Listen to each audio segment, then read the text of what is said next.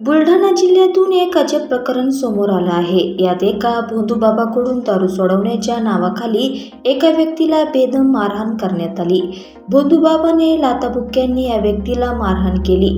या संपूर्ण घटनेचा एक व्हिडिओ सोशल मीडियावर व्हायरल झाला आहे।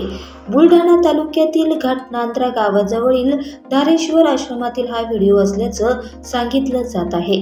दारू सोडवण्यासाठी उपचार म्हणून ह्या व्यक्तीला ह्या भोंदूबाबाकडून बेदम अशी मारहाण केली गेली। त्यामुळे अशा पद्धतीने मारहाण करून उपचार केल्याने दारूचे व्यसन सुटते का, असा सवाल देखील उपस्थित होत आहे।